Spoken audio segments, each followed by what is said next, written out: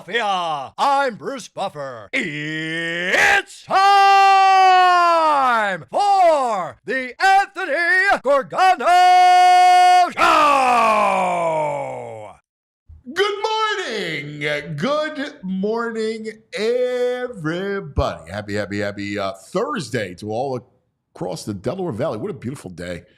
It is. We're in that weather pattern that's just gorgeous, right? It's autumnal, sunny. It's fantastic. It's like really football. When I think football weather, I think of this, right?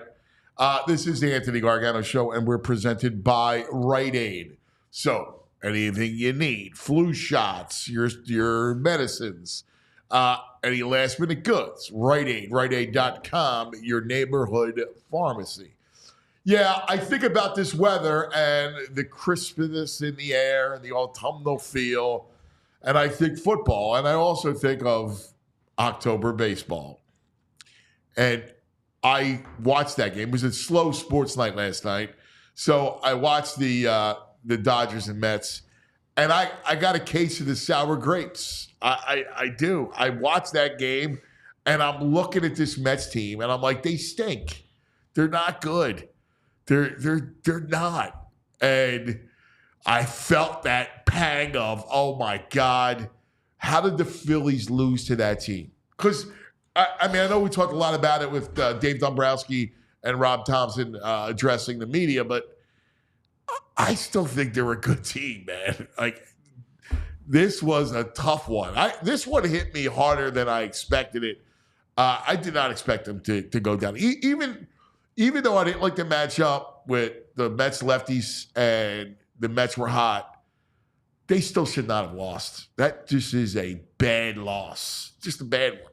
And you watch them against the Dodgers, and look, maybe the Dodgers trounce the Phillies too. Like Ohtani goes yard and the whole thing.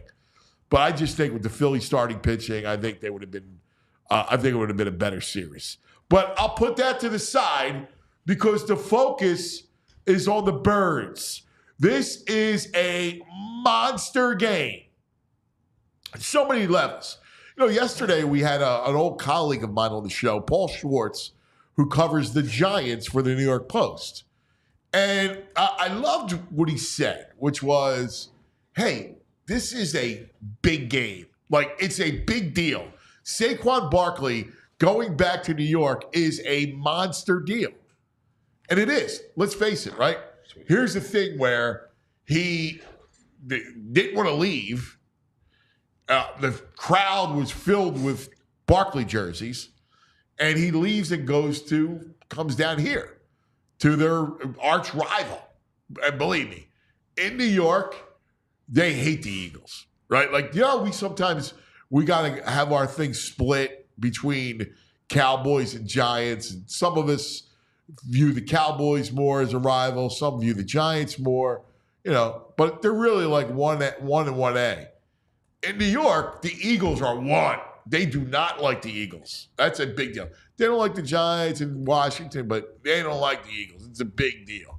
This is a monster game, and it's a monster game for a couple of reasons. One, obviously, singularly for Barkley, it's a big deal, right? Like, he comes back, and this is the revenge game. And let's not get it twisted. He wants revenge. He got treated poorly. He gave his heart and soul to that team. He had no offensive line. He had poor quarterback play. He had no weapons on the outside. And he was their whole team. And he didn't get paid. Like, out of respect, you got to pay the guy. Just out of respect of what he did. Now, I get it. It's a business decision. You're looking at 27 years old, declining running backs. We get it. But he's a guy that he don't look on the decline to me, right? And I know it's early and, you still got a couple of years if it's a multi-year contract. But what he signed for was not that big of a deal. It was not a back-breaking contract. And so this has got a lot of feeling and emotion in this game for Saquon. This is the Saquon Bowl. That's right. This is Saquon Super Bowl right here, man. And it's going to be a big game. And then the other thing that we don't really want to talk about, but we have to. The Eagles desperately need to start stacking wins. I never thought that the playoffs would be in doubt coming into the season. But here we are, as the season has started picked up and it's starting to move quickly and the weeks are going by, much to my dismay. It's my favorite time of the year. But they need to start stacking wins. Washington is 4-2. Eagles are 3-2. But when you look deeper into it, first of all, the conference is packed with really, really good teams. Really good. I was talking to Brad yesterday, and he was like, the NFC is like the National League. And it is. All the good teams, Sands, Kansas City, Buffalo, Baltimore, are in the NFC. The NFC is really, really competitive. I don't know the way it's stacking out if you'll be able to get a wild card. I mean, I think that's in question. But the division should be in the Eagles' sights. Washington sitting at 4-2. Look at their schedule. First of all, they only have 4 road games left. That's it. They play home Carolina, winnable. Home against Chicago. At the Giants. These are 3 winnable games in a row. Home Steelers. Steelers are good, but they can beat that team too. Then at Lincoln Financial Field on the Thursday night Amazon game, November 14th. And then home Dallas, home Tennessee, at the Saints. Now, I don't know. I'm sure Carl will be back, but who knows what kind of state they're in. Then home versus the Birds on December 22nd before Christmas. Home Atlanta and at Dallas. This schedule is not very tough. This is not a difficult schedule. And this is what has me worried right now. Like, the Eagles need to start stacking wins because that Washington team, and again, I'm not a big believer in their defense. I know they harassed the Browns, but everybody does that. Their offense is legitimate. Jaden Daniels can play. I'm worried about this because the one thing the Eagles can't do is not make the playoffs, right? Like, that is a complete – that would be as disappointing, if not more so, than the Phillies bowing out in the division series. I mean, that can't be. They got to start stacking wins. And those games against Washington, suddenly they are circle in red ink. Dallas is done. They're not good. Giants aren't ready to compete. But Washington is dangerous. And Washington at 4-2, having played some road games, they sit in a pretty dangerous spot. So it's up to the Birds now, starting Sunday against the Giants, to start stacking W's. And really, you need this game desperately. Can't have any slip-ups. Well, good morning, my boys. VG, Violations, Greg Caputo, JP, John Zapata. Buenos dias. So let's start with my sour grapes. I got a case of sour grapes. I texted Boa Damas last night. And I said, Boa Damas, I said, I need help. I said, I can't stop thinking that the Phillies should be here playing the Dodgers and that they would give the Dodgers a better series. You have any help for you? No. Yeah. He said, I agree, Anthony. Yeah. We're all in the same mindset. There's one at bat. I don't know where it was. Alvarez? No, maybe Bases the loaded? 7th inning. No, I just see Mookie Betts work a full count without the bat leaving his shoulder. Yeah. Just like the Dodgers are here and they're smoking the Mets. I didn't realize until the broadcast last night, they're the lowest swing rate in all of baseball, the Dodgers. Yes, they are. They're very shrewd batters. Yes. And Yes, they are. They're the opposite of the Phillies. the Phillies beat themselves and the Dodgers are letting the Mets beat themselves. Yes. And Like that approach. Yeah. And this is where those, again, they're pitching. The Mets pitching isn't that good. It's not good at all. No. It's not. But we talked about the matchups. We talked about the lefties and getting yourself out. And the Dodgers just go, all right, keep throwing the jump because you it's wanna not throw hitting the jump? strike zone. Fine. Yeah. And then what happens? Sooner or later, you got to be in the strike zone. And there's Ohtani 3-run home run, right? Like sooner or later, you got to be in the zone. And that is the biggest issue of this team. This Phillies team is good. Yeah. It's good. It's good. I'm going to my grave saying they're good. They just have to be patient.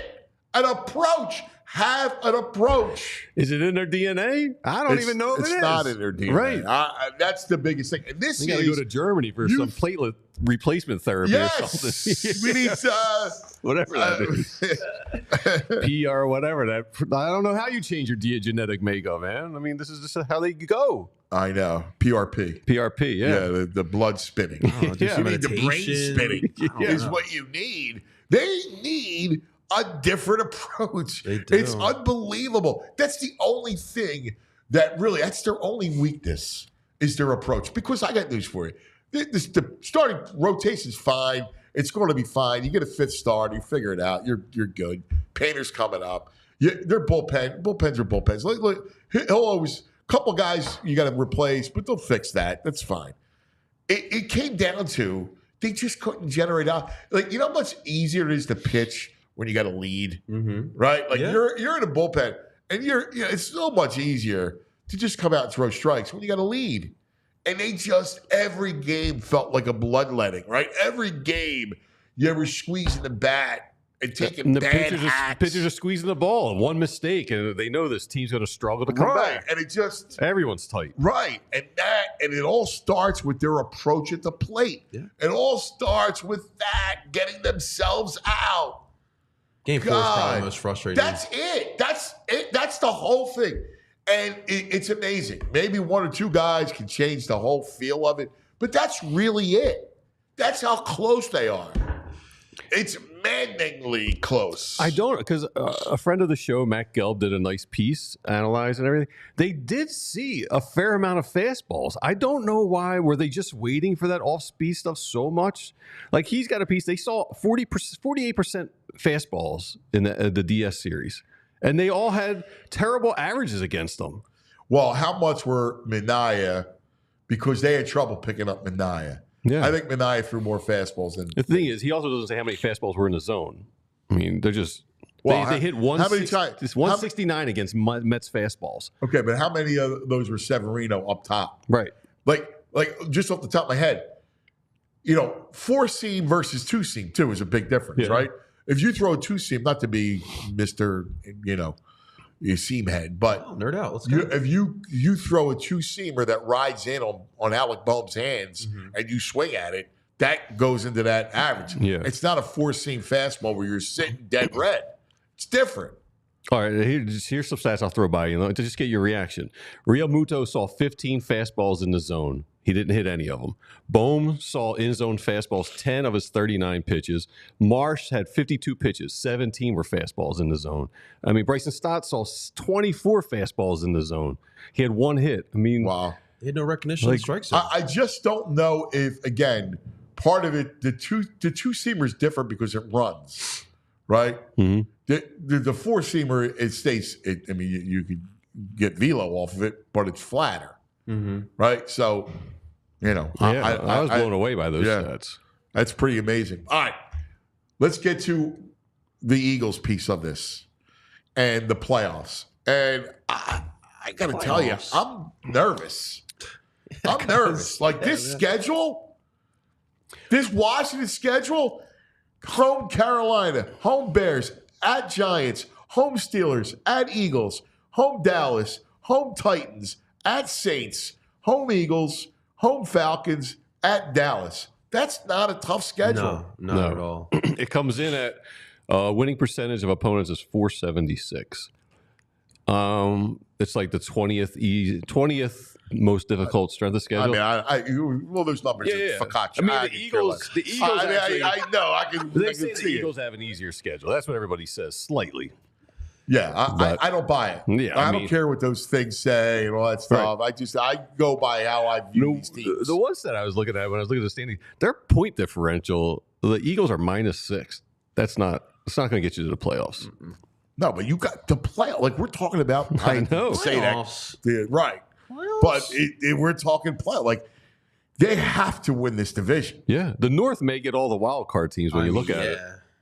They're going to beat up on each other at the end. Yeah. Right? So then that's where the math comes into play toward the end. Because now, if you look at the teams, obviously the North is ridiculous. Right. Oh, it comes from the North. By the way, I love autumnal. Yeah. You bust that out early in the opening. Great word. And then, obviously you got out West. I mean, we got the Niners are in. Right. Probably one or both of the Falcons, Buccaneers. Yeah. And then Vikings, Lions, Packers. Yeah. It's a crowded field. Yeah. It's a crowded field. You got to start stacking wins. Yeah. There's no better place to start than New York. Well, in this game too, like this is a monster. I mean, this Barkley game. I was referencing what Paul Schwartz said yesterday, and I mean, he's right. It's a big deal. What's a death knell for the Giants? Giants are 2-5. They're done. All right. So the Eagles' schedule, just so we know. All right. So this is where you stack wins. You're home. I mean, this week you're at the Giants. Next week you're at Cincinnati. That's not an easy game. No, not at all. All right. Tough offense. Then you're home Jaguars. You got to win that. Yes. Then you're at Dallas. I mean, come on. Right? Then Washington. Then you're at the Rams. It all depends on what kind of health they're at. Yeah. There. You're right. Right? Then they're at Baltimore. See, that's what I'm saying. Like, that's not easy. Then you got Carolina, who's better. Then you got Pittsburgh. They're the same opponents. Then you got the division games. Yeah. So, I don't know. I think the fact that Washington's got more home games and a couple of easier teams than the Ravens, the Rams, The Rams look like crap now, but they're going to be healthy by that time. Well, what scares me about what you just said there is that, like, the Commanders are a young team, and we know that their defense is not that good. But we've also seen, too, with a lot of young teams, they start stacking some wins together, confidence brewing, and then defense all of a sudden doesn't look terrible, and they're like an average defense, and obviously I mean, you start playing better. I mean, it's just kind of what it is. I mean, I was talking to Baldi about them, and he's going to join us later today. Sure. But they're legitimate. Like they're not. This is not like, hey, when you turn it into a pumpkin. No, this quarterback they got's legit. Oh, Jay Daniels. No, again, you got to go through the whole thing. Like when there's film on you, the whole thing. But the eye test, you're seeing something going on there. Listen, with that I kid. love the kid out coming out of LSU. I watched the kid at LSU. I loved him. So did the Giants GM's son. He's like, you got to get Jaden Daniels. He's like a 13-year-old kid. So funny.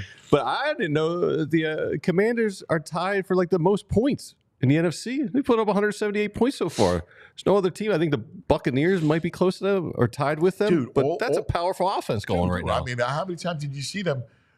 Every one of their drives was resulting in points. Yeah, they're almost what we thought the Eagles would be. Their defense is mediocre, but their offense is just putting up the points to win. He just doesn't look like a rookie either. He looks like he's in like his third, fourth Looks like he's got a really good coach down there. Well, they have a great coach. Yeah. All right. I mean, we could have had him. What's that? We could have had Cliff Kingsbury. They interviewed him. Dude, I love Kingsbury. How do you interview him and go Kellen Moore? I mean, seriously. Well, the Raiders, McLane or Baldi. I don't know how that happens. The Raiders piece of it. I mean, well, they wouldn't give him the years. Yeah. But what was the holdup with Howie and Jeffrey? No, but if I'm the Raiders, I'm going, what am I, stupid? First of all, I mean, hey, Cliff, come here. Yeah. But I don't know what people don't like Kingsbury for some reason. He's I guess cocky. He is brilliant. He backs it up, though. No, he's brilliant. I don't care what personality, whatever it is. He's brilliant. I mean, he's what I was hoping that Sirianni would turn into. But there's a part of me that thinks like that cockiness is what would make the Eagles front office hesitant with him. He'd be hard to manage, Cliff. Listen, I know a lot of people in that league. Nobody ever told me that he's hard to deal with. Yeah. People throw flowers, bouquets at him. Yeah. So I don't think he's hard to deal with. The aura that I get when I see him, he's a confident, You don't smart think Cliff dude. and Nick would bump heads? No. Nah, he wouldn't. No. I don't bump heads. Galaxy. By the way, no, I don't. I think first of all, the only downside of Kingsbury is he should have a head coaching job. And wherever he go, like next year he will. Next year he'll have a job. Yeah. Like he'll be back in the league. And hey, look, if things go sideways, You don't think I'd look at him tomorrow? I'd look at him tomorrow. Oh, yeah. To come here. For sure. You know, you want to try to fix Jalen? Like, go use the middle of the field? You want to do that? I would be all in on Kingsbury. I would take Kingsbury over Belichick. Yeah, me too. Because I like the guy. And I love Belichick. I do. Unlike everybody else, I love Belichick. I love him too. But just his age, I don't know. I mean, just he's defensive. If you're going to be smart about it, it's not even the offense defense, right? I'm just looking at, hey, who's going to come in here? And I need stability. So if I'm going to move on from Sirianni this year, at the end of the year, I need to get it right. Yeah. All right? It's been a little too – it's Chip Kelly, it's Doug, it's Sirianni. Like, I need a guy that I can roll out for a decade. And Kingsbury fits that suit. Yeah. More so than Belichick. Also give you some discipline. Just because of the age. And I love guys who do the head coach fail, get another job, and go back to it. Dude, the second time around, they're usually much better. Way better. You know your mistakes. Yes. Yeah. That's where you get the wisdom that Nick's always talking about. Exactly. That's where you get the wisdom. You got to go through it. That's why I talk to Spags all the time about that. And it's a shame because he never got a second chance. Yeah. And he should have. Mm-hmm. And he's like, man, if I ever got another chance, I know what I did wrong. Right. I know exactly how to navigate it. And that's a big deal. Yeah. Like going through it. People talk about retread. No. You need somebody that's experienced. Experience is wisdom. Yes, sir. I agree with that completely. All right, we got lots to get to today. Coming up, one of my favorite segments of the week, we go to the editor's desk. That's right, the week's headlines with our friend Pat McClone. He'll join us. We'll have Jeff McLane from the Inquirer to dive in on birds, coming up around 10. And then Meat Locker, Baldi. Can't wait. Cannot wait. Let's do it. All right, let's start off real quick talking about the National Thoroughbred League. That's right. If you need something to do this upcoming weekend, this Saturday, I got the plans right here for you. All right. Saturday, October 19th, the National Thoroughbred League owns a day at Parks Racing right there in Bensalem with a lineup of 5 national races and Philadelphia's biggest day of racing outside of the Pennsylvania Derby. The National Philadelphia Cup hosted by, guess who? Dr. J himself. That's right. The Sixers legend will be there. Philadelphia Stallions co-owner. All right. And you can, of course, there's going to be a lot of fun. Obviously, we're going to have some horse racing, but a lot of meet and greets. All right. You'll be able to meet, of course, like I talked about Dr. J, but we'll have Eagles Brian Westbrook. We all love B. West, Seth Joyner, Freddie Mitchell, and there's going to be a much more guests as well. There's going to be a private beer garden. I'm in on that for sure, guys. With great brews on tap, there's going to be a music stage. We'll have some music performances. There'll be some fan fashion shows, all right? So you want to come out and you want to dress to the part, all right? So you can be part of that as well. Doors will be open for noon races starting at 2:30 p.m. They're going to be partnering with the Nationals to give diehards exclusive access to this event. So that's why you want to be a diehard here at PHLY Sports, so you can get exclusive access to stuff like this event as well. Just show your email subscription at the gates for free admission. For more information, all you got to do is visit ntl.racing.com. So this upcoming Saturday 19th, you know what you're doing. Going to the National Thoroughbred League. Let's go. Love a good thoroughbred. You know what else is thoroughbred? C-Jam Construction. You know, doing work around the house is always... for me, it's usually a nightmare. I'm nervous. So if you find someone reliable and can do it, pay attention. We got your people. Family-owned home remodeler specializing in decks, bathrooms, and flooring. C-Jam Construction. Their goal is to help clients alleviate the challenges and frustrations that we all are familiar with that come with home remodeling. Right now, they're running their spooky season sale until Halloween, October 31st, on their CoreLogic luxury vinyl plank flooring. Prices are starting at $249 per square foot with savings up to 35% off retail. Taxes and fees are extra. And CoreLogic is 100% waterproof, formaldehyde-free, which is important if you got kids crawling around or dogs and cats. And it features an elegant natural wood look and feel. CoreLogic is no less than 20 mil wear layer and an overall plank thickness of 5 millimeters. So be sure to mention PHLY when you give them a call at 856-329-2933 about your next home project. See their full selection of luxury vinyl plank flooring and learn more about the products and warranties on their website, cjamconstruction.com/flooring. C-Jam. C-Jam. Great name. It is. C-Jam. C-Jam. I like it. All right. Let's do it from the editor's desk. Extra, extra, read all about it. This just in, ladies and gentlemen, and all the ships at sea. It's time for headlines from the editor's desk with Pat McClone. That's right, former Philadelphia Daily News editor Pat McClone. Do you like that opening that VG cooked up? What an honor to get an opening like that. I kind of feel like I've been around long enough from that old codger. He looks like he's like in the Roman days. And but listen, that was the original scribe. That's where the scribes came from. Look at that. Oh, boy. It's awesome, Pat. That's fabulous. Great calligraphy work there, Pat. So nice. Yeah, there you go. A little surprise, a little something. Hey, I already feel like I looked at the lineup today, and I feel like the pregame Looney Tunes before the big movie. You know, I mean, Jeff McClain and Baldi. I mean, come on now. You know, when everything kind of started to condense at the papers, and I got the job of putting together the two staffs, and there were so many really good Inquirer people there, but it was great watching Jeff work, just getting to know Jeff and just watching how he went about. So you'll have a good time talking to him. Yeah, I've always loved Jeff. And you know, it was great putting him.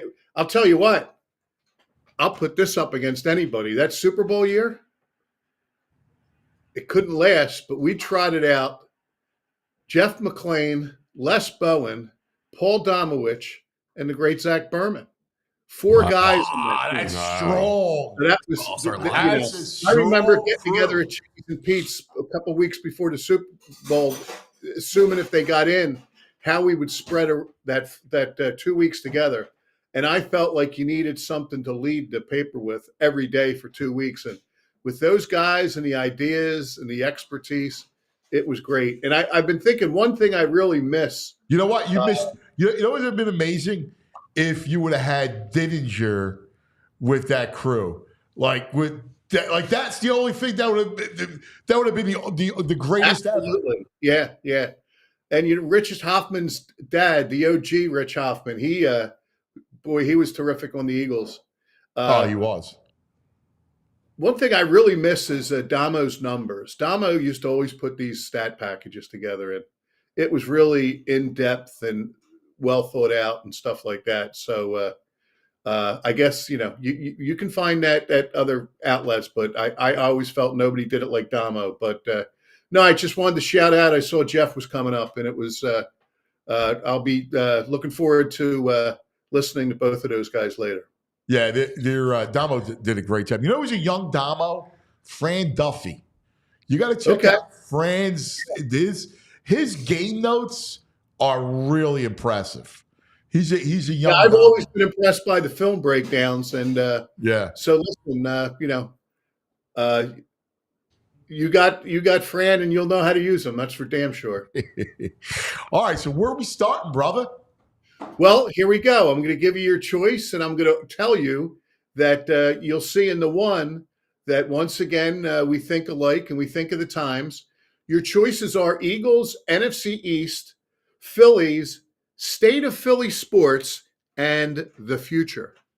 Oh, this is great. All right, let's go Phillies, right? Because I still have a little bit of sour grapes, especially after watching the Mets get drubbed last night. And I'm like, come on, man. You're going to tell me the Phillies Dodgers would have been you go down swinging. All right, you lose a heavyweight fight, but you can't lose to that Mets team. I totally get that. It's still getting to me. Anybody but the Mets. Shut out twice, and they could go down like the dogs we hope that they are. But, I hate to say, listen, they've shown some resiliency. So yeah, I'm not ready to put a stake in them yet. No, they're vampires. You're right. Yeah, but I sure hope so. I would love and then I really wanted Dodgers Guardians. The Yankees look they're just a little higher in class, and you said something weeks ago, and you were right, is that lineup, they do a good job putting together stuff. They're not a big payroll team, the Guardians. They bounce back with new guys every year. But you were right. They don't have great players. They just have the one guy, Ramirez. Yeah. Yeah. You said that weeks ago. You didn't like that. Is decent, right? So he's a lefty with pop. Quan is a decent leadoff hitter. But geez, man, once you get after Naylor, 5, 6, 7, 8, 9, not good. No, not at all. Not Wade at all. Thomas, not good. So the headline on the Phillies, Anthony, is "In Dave We Trust," because we had Dombrowski and Rob Thompson do their exiting thing, which contrasted in any number of ways. Their Tuesday thing contrasted so much from the Eagles head coach on Sunday, which we'll deal with. And so, what did we learn there? It's funny because people get so frustrated. I think they want to blow it up. And just a little tweak probably won't do it. There's got to be something in the middle there. And Dombrowski's not the kind of guy that's going to underreact. So I think that everybody looking at what happened the other day and maybe thinking that he's just going to roll everything back. I don't know that he will, but as frustrating as it is, there's a lot that's good about the core there. So it's going to be interesting. So what did we learn? It sounds like he's not going to be able to bring both Hoffman and Estevez back. And you talked about that. You can build a bullpen. So they have to make a decision there for any number of reasons. They really, really doubled down, I thought, on how much they like Marsh. Now, some of this is gamesmanship because you don't want to devalue your players. Nobody's going to wear a hair shirt and say, "Oh, woe is us," because then you go in and you're losing any leverage. And Dombrowski's been around too long, and he's too smart for that. But they really doubled down on Marsh, and I really like Marsh, but I can't see doubling down on him. He hasn't. You're looking at a guy who's pretty much a platoon guy, really. They seem happy that he gets a little better at left-handers, but can you really bring him along like that? No. And I'll tell you one thing, that I sent this to a number of people when they announced the 4 Gold Glove finalists. And people that really know baseball shot back and said, "Tell me the 4 Phillies." A lot of people only got like one of them right, because Stott had a really good year. Harper deserved it. I'm kind of shocked that Real Muto wasn't there. Mm-hmm. A lot of people thought Ranger, but Ranger again didn't qualify with the innings. Yeah. So Wheeler got it deservedly. But boy, I was surprised that Marsh is in line for a Gold Glove. I don't see. I'll be honest with you. Marsh to me had to be Victorino, and he's not. Mm-mm. Yes. Like he needed that was his, like, for me to go forward, I needed him to reach that level.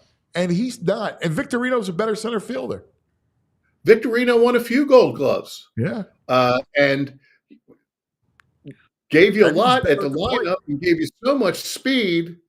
Marsh and Stott, and I really, the future of the team in a lot of ways would be Marsh, Stott, and Bohm all growing up together, but I don't think you can afford to do that. No, I don't think they're good. I think we overrated the daycare a little bit, that we thought, Stott was Utley light, right? We thought, Marsh was Victorino light, and Bohm was going to be this, the power would come. I still like Bohm, but those guys aren't that core. They're just not. Right.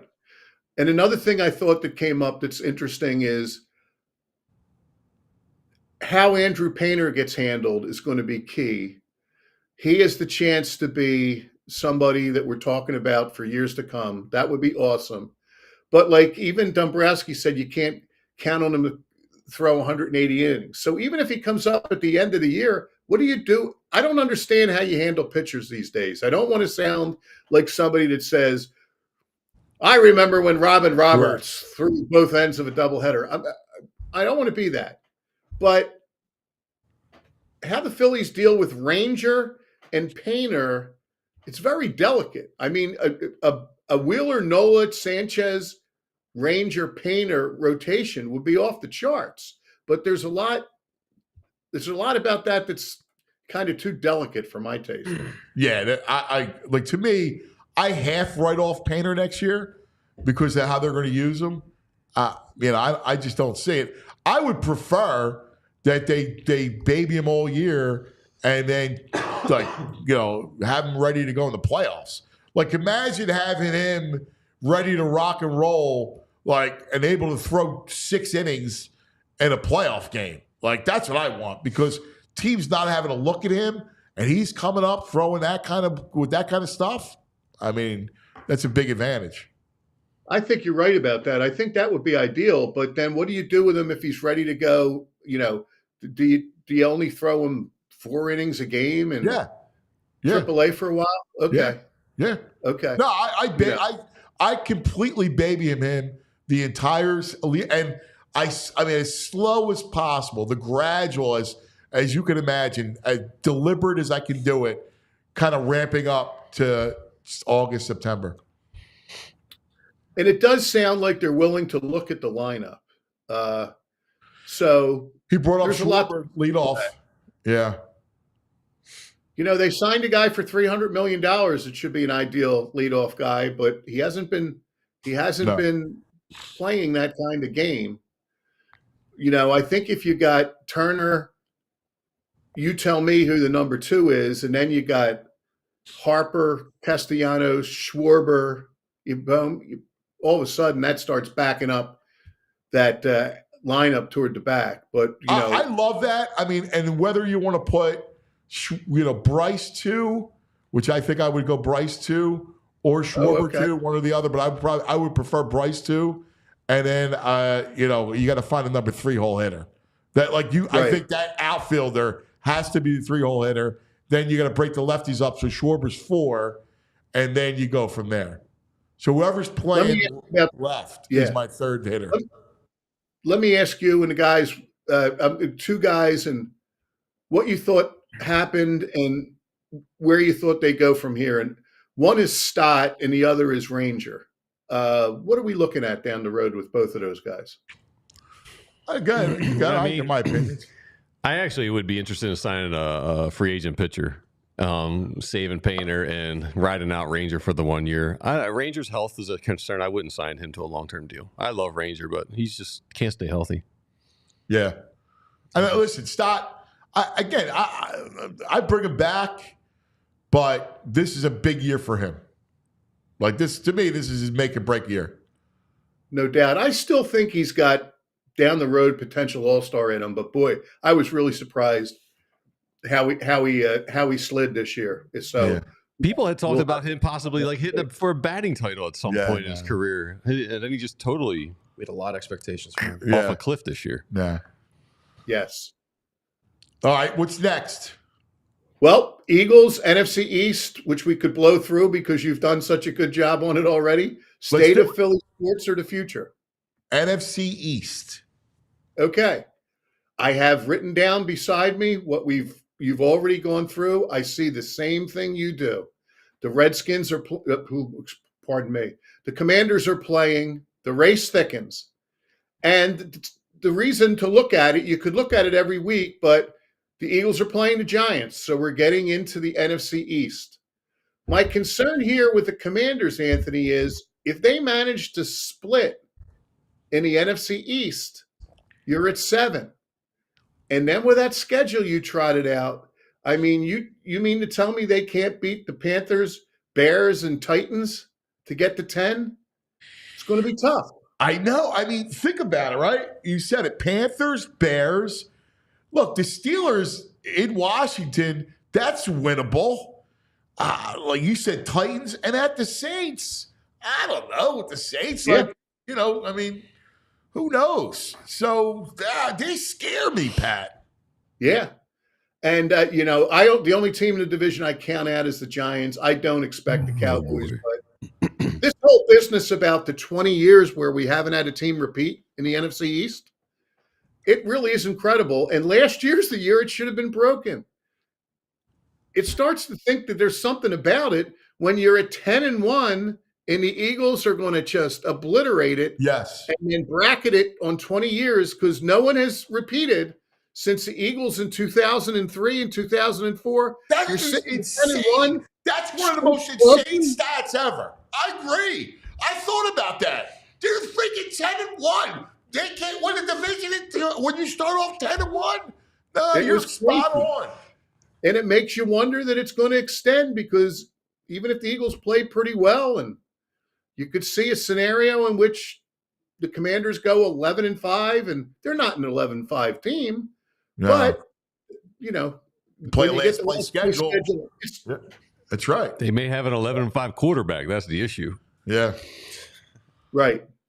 Yeah, and when we broke down the game by game this, earlier in April or May, whenever it came out, everybody was wondering about Daniels, but he certainly hasn't had a learning curve. So let's hope that maybe there's a first-year wall or a sophomore year regression or something. I know. He's scary. He's doing really well.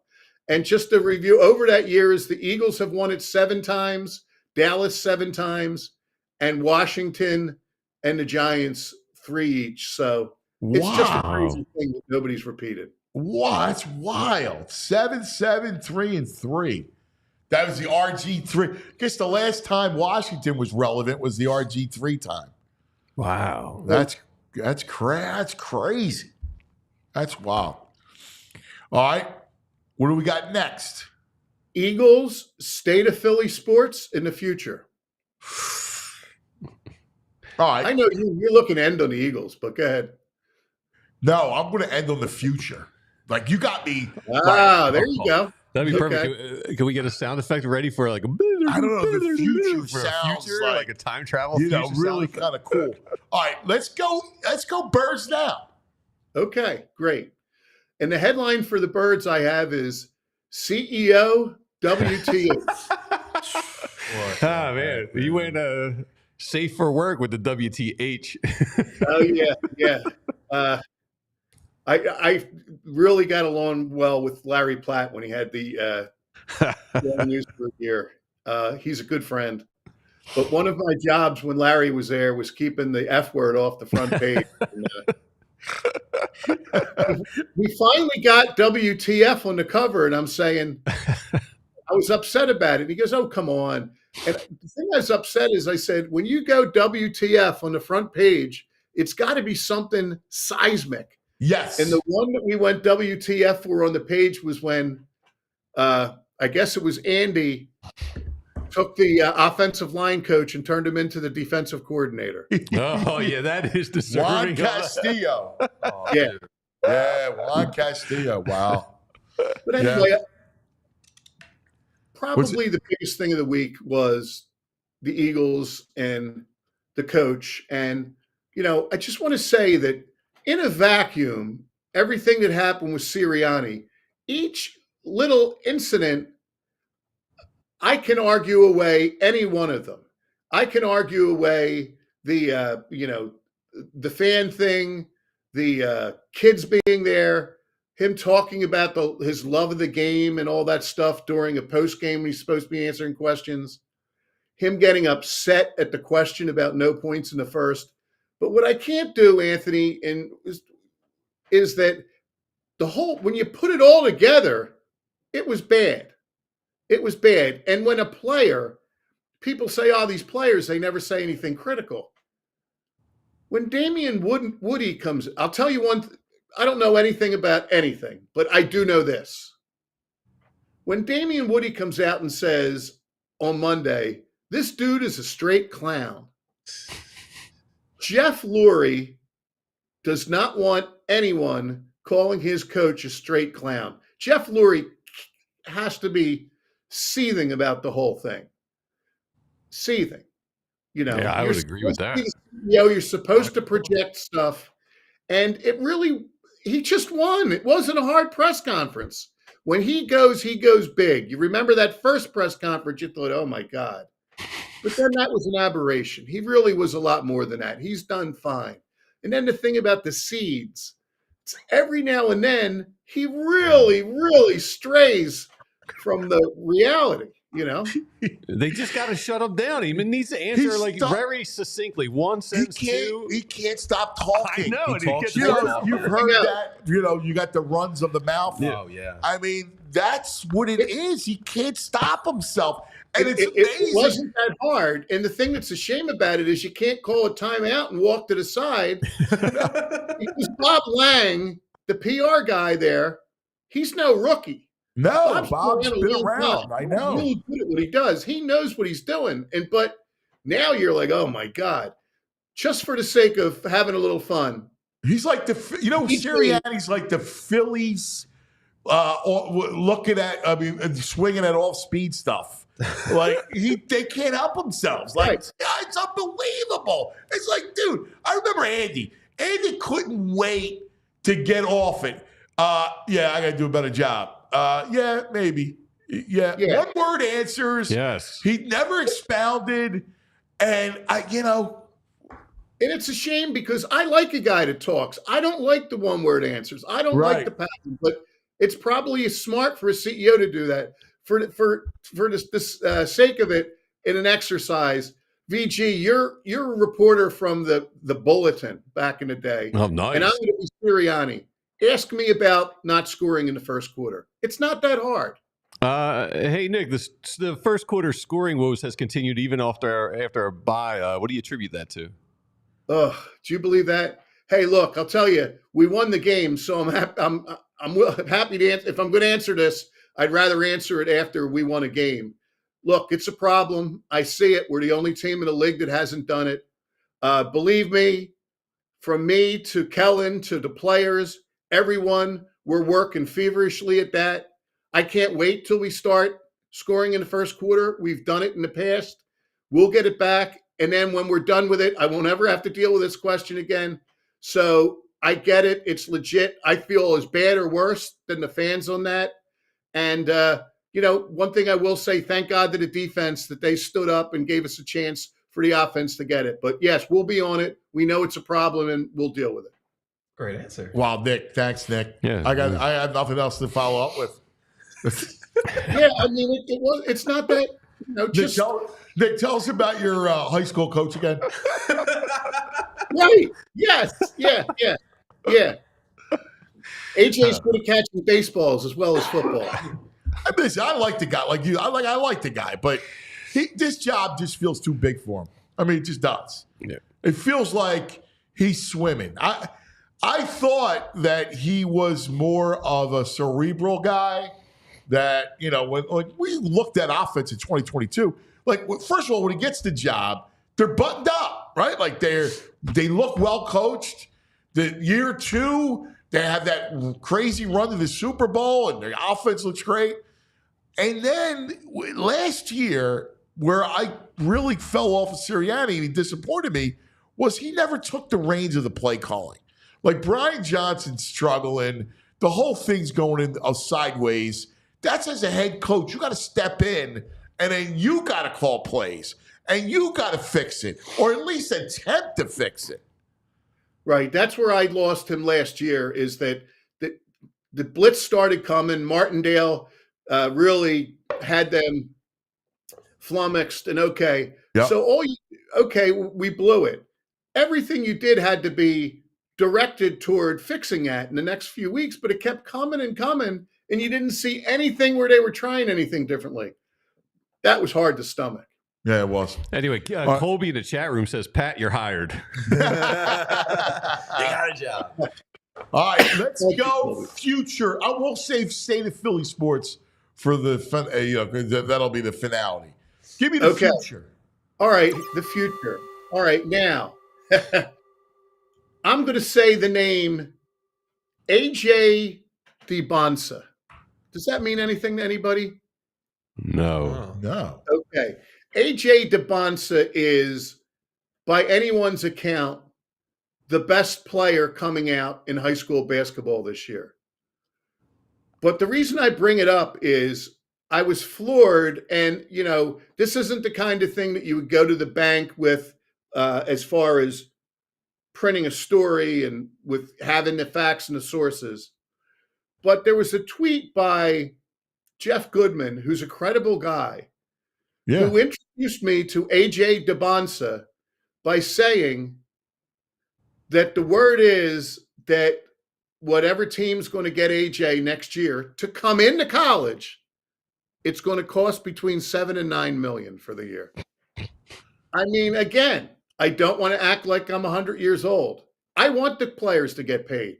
I think that they deserve it. But it's just an idea that could possibly happen. It's totally out of control. That's per year? Per year. And he's only going to give you 1 year if he's any good.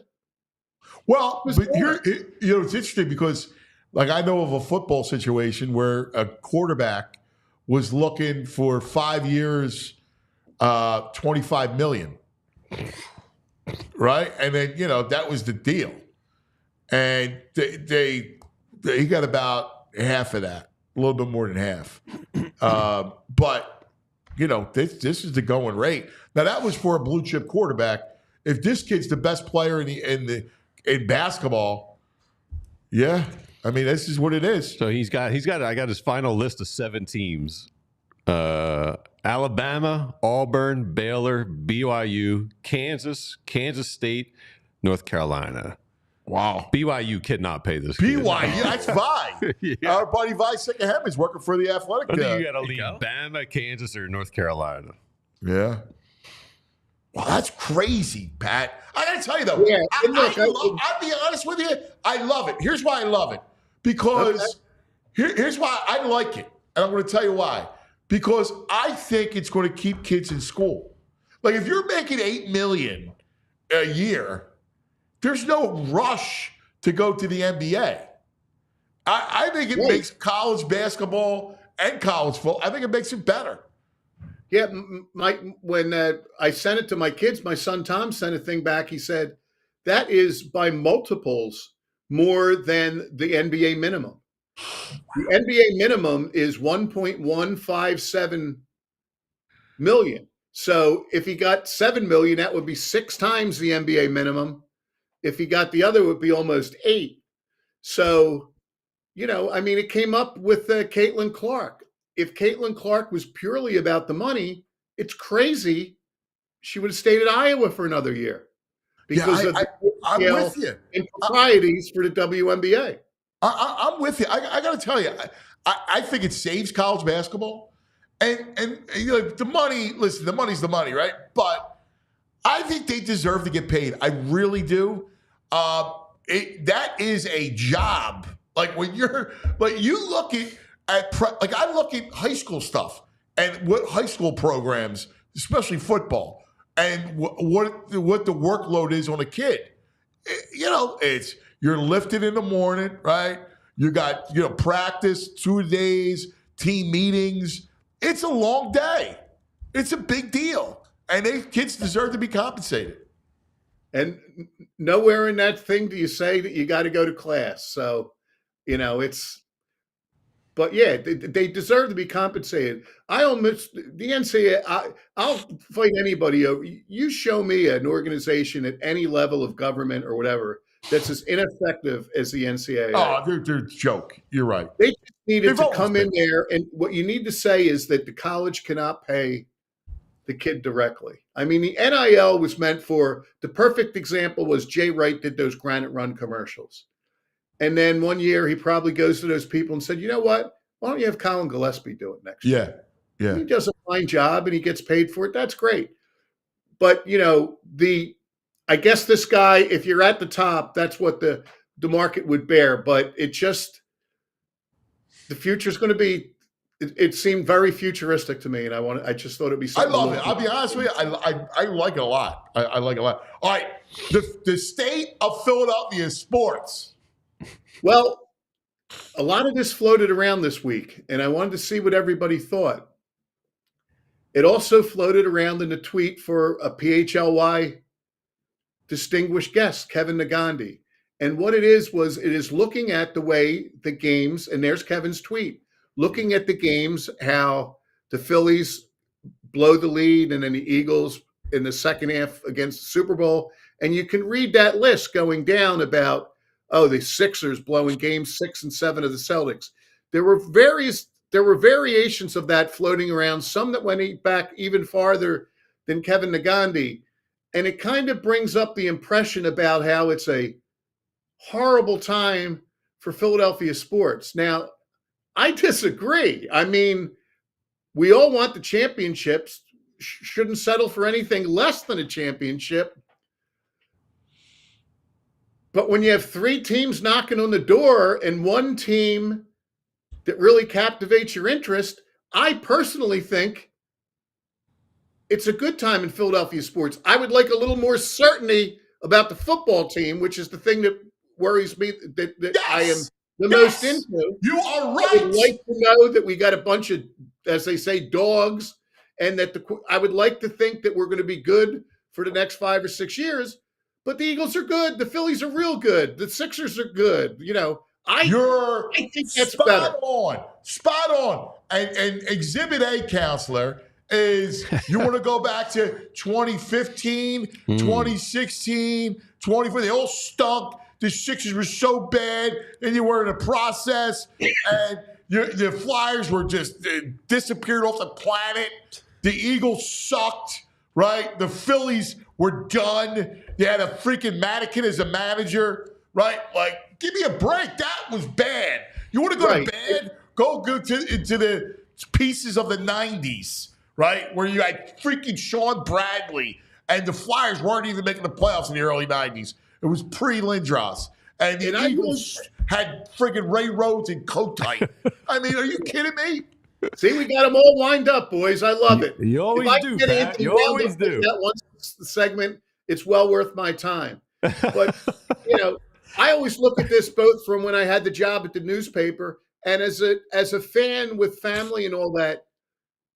We should really be happy about this baseball team, because nothing's worse than when your baseball team stinks. If the Flyers are down these years, okay. Villanova might be making a run. The Sixers are okay.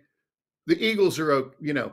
But when your baseball team stinks, that's a long summer. Yeah, it is. Long summer. So it really felt like that was floating around. And every one of those things, if you take them, you'd be, oh, my God, thinking about how they blew it with Harden in Game 6 at home.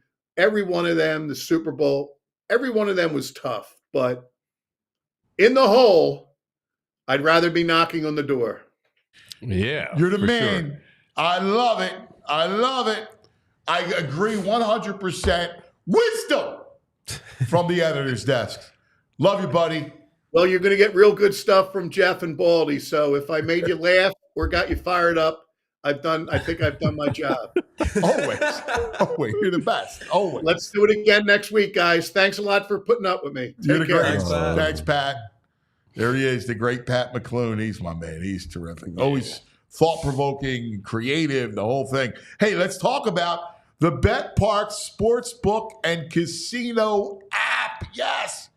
In fact, we were there yesterday at the casino, and we had a lot of games for you this week. In fact, the brain sussing it out. I do like one college play. I'm Texas. Oh, yeah? My man Boo is on the other side. I love the Longhorns, Hook 'em Horns on Saturday. That's a big matchup, Texas and Georgia. We got all stuff. The NBA, the association starts next week. $25 on the Sixers to win the title brings back $200. That's it. BetParx, the only online casino and sportsbook that we use and recommend.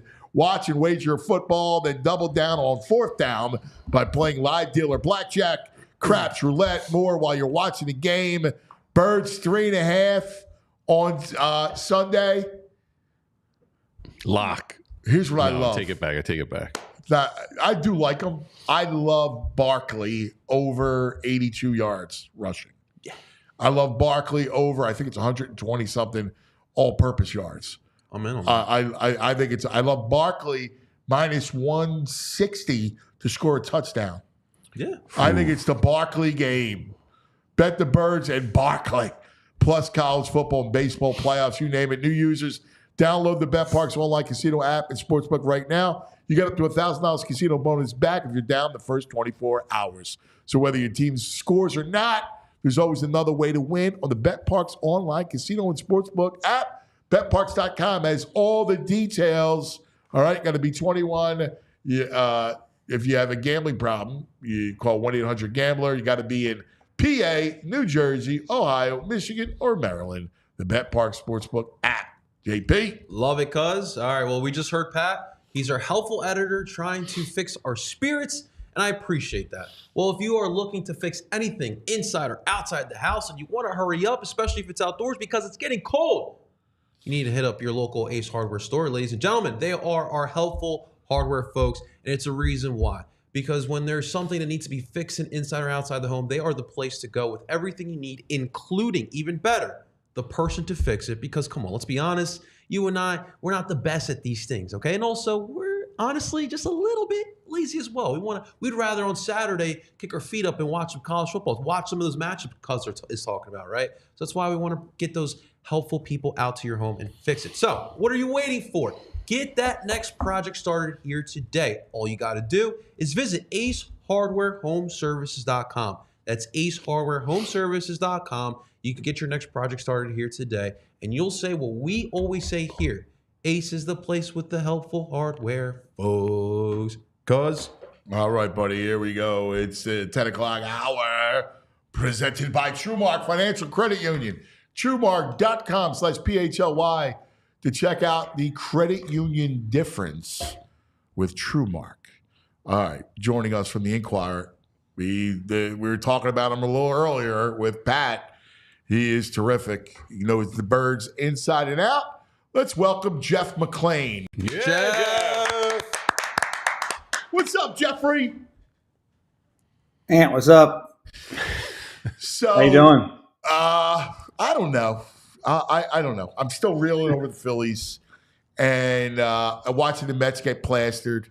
You know, it's just like this Phillies team. Anyway, but that's sour grapes. Then you turn around and you go, hey, the Eagles need to start stacking wins because suddenly, with the NFC so good and Washington at 4-2 with a very favorable schedule, they got to win the division, and that's going to be a feat. Yeah, well, I guess you could look at, glass full, half full, because they're only a half game back, and it's not like they're playing great football. So to be 3-2 at this point, I think there's a lot of us that probably thought there was a chance they'd be at this point after 5 games, but it's certainly not reflective of how they played on the field. But they're in this, and the Commanders, I think right now are playing better than any other team in the NFC, as evidenced by their record. They had a tough game last week against the Ravens, but they played them tough. So right now, I guess they're the team to beat in the division. Yeah, I love the quarterback. I mean, I think Jay Daniels is legitimate. He really is. Let's. There's so much to tackle. Let's go quarterback. We'll save Sirianni for last. All right, because we've talked so much about Sirianni. But I'm curious about Jalen and the offense and what the aversion to the middle of the field. What have you gleaned? What's that about? You look at AJ's route tree. You just see sidelines, right? You see low percentage throws. The middle of the field has to be used in this offense. Why hasn't it been? Jalen was asked that very question yesterday, and just about, if you look at the numbers, the percentages, they're pretty much among the lowest this year and historically over his career of throwing targets over the middle. He didn't even throw a pass in between the hashes this last game. I think there was only one target in between, or one completed pass in between the numbers against the Browns. He said that it's not by design. It's not something that he is even really cognizant of. I don't know how true that is, but he's saying it's not something that he's trying to not. He's saying it's not. It's not like he's not trying to throw it over the middle. Now you can have various theories for it, whatever it may be. The issue is you have to, as you mentioned, you have to make those throws because again, you just want to diversify your offense. And to me, that's the biggest problem with this offense right now is it's at one extreme in so many areas: under center, shotgun, play action, middle of the field targets. Nick motion now all of a sudden. Like it started, we saw the motion in the first game, and then it's just been steadily decreasing ever since then. And the question I think for a lot of people is like, how much is this is just Nick Sirianni still having his fingerprints on the offense? How much of it is Jalen Hurts and just what he wants in terms of calls that are that cater to his skill set, whether it be in the run game or the throwing game. I'm not sure that. I remember looking at one play early in the game, and it was the incompleted throw to A.J. Brown. Might have been on the second drive. And look, again, a lot of these routes are the receiver is given freedom to choice routes. Yeah, exactly, choice routes based upon the coverage. And it was like A.J. on the left side and Devontae basically both running go routes, and there's no design in the play to scheme someone open. So I don't know if they're leaning too much on like allowing these guys just to do whatever they want, and that's part of the problem. There was the first pass play where Jalen threw it to AJ incomplete. Like if he had waited a little more, look, I don't know everything about his reads. I don't know, like let's just qualify it that way. But if he just waited a little bit more on the first read, Dallas Goedert was going to be wide open for a big play on a corner route. So, I think some of it is, if we're talking about middle of the field, I think a lot of it has to be directed at the quarterback, and aversion may be strong. Maybe it's just something that, because he's not especially tall, sometimes it's tough to see over those offensive linemen. Maybe they're not creating enough throwing lanes for him there. Also, are there enough routes for the receivers where they run over the middle? And if you're giving them so much freedom to run the routes, these choice routes, a lot of receivers would much rather run on the outside than over the middle. Yeah, look, there's been a lack of seam routes, right? Like they don't work the seams. Like if you look at with Goddard, that has been traditional a problem. Like, I look at this and I expected Kellen Moore, who ran that stuff. Like it's not like that Kellen Moore didn't run that stuff when he was in Dallas. I'm shocked that this offense looks the way it is. I'm shocked that this game scripts are that inept. That's scary that you can't game plan 15 plays that work. That's have a chance at working. Right, and that's typically an indictment, I think, on the coaching staff because this is their chance to put their imprint on the offense. I think a lot of times, though, and we saw this with Doug after the 2017 season. If we recall, we went through the same thing where they just could not score on the first drive or in the first quarters with Carson Wentz. And, with that, I ended up finding out it was a little on Wentz. It was a little bit on Doug and the offensive coaches. I'm still trying to figure out how much is on the coaches. Like I said, if Jalen had waited a little bit longer on that first pass, that was a schemed up completion down the field. So that's partly on him, not on the coaches. But I think the coaches spent all this time, all week looking at the film of the opposing defense, and they're saying, okay, this is how we're going to attack what they typically do earlier, et cetera. And defenses most coordinators in this league are going to twist things up on you, right? So you have to be prepared for that and maybe give in those first 15 scripts, give Jalen a little more ability to kind of like not have to like just do exactly what they have and change it up, or see what the defense is doing first before you kind of go to the 15 plays, because coaches attack it differently. Not every coach is like, okay, these are the 15 scripted plays. We're going to run these plays, or 10 or 12, whatever it may be. Some of them say, hey, let's see what we're going to get on defense. And then, and then the other thing is just like, maybe you just kind of run your stuff, like dictate to the defense, put your imprint on the offense by just attacking them with what you do best. And I just don't see enough of like also comfort throws for Jalen. What are the throws that he loves? And sometimes I feel like that's on the coaches, but sometimes I wonder if it's on him as well. And he wants to do whatever it is that may be different this week based upon the defense. Yeah, I know there's a collab with the quarterback and the offense. I mean, listen, I always liked the way Andy did it. And Andy, his script was, I'm going to game plan. And he would find tendencies and he would find weaknesses, and his scripts were really good. I mean, they were well written, unlike what I'm looking at now. And it wasn't like, again, look, he wasn't perfect, as we all know, and they're going to have some bad weeks. But my issue, again, as I mentioned before, is just Kellen Moore's offense was diverse. I mean, they ran under center with his previous stops. 40%, I think, was the number I saw. Right now, I think it's 5. Like those under center plays, it just allows you to do more. You can. It has the defense guessing a little more in terms of whether you're going to run or pass. I understand they're in the shotgun more because Jalen, the zone read stuff and the RPO stuff. But I asked Kellen this. He mentioned that, and I said to him, yeah, but that stuff really isn't working this year. They did have one good play off the zone read this past week, but for the most part, it's not. And I understand the draw plays come out of the shotgun, and they've been successful, so I would keep them. But I don't know if it's what the coaches want from Jalen, or if this is what Jalen wants. And look, we all know that he's a triple threat or whatever, a dual threat. He calls it a triple threat, but he's a dual threat in terms of being able to run the ball, et cetera. But how effective is that? I don't know. No, I mean, I think clearly we saw defensive coordinators catch up to it. I mean, I don't even know why that's a thing anymore. Like you have Barkley, right? Like this is where you people go. And I was arguing with someone, and they go, "Well, look at Barkley runs. He's got more yards running out of shotgun." And I'm like, we don't see enough of sample size with Hurts under center.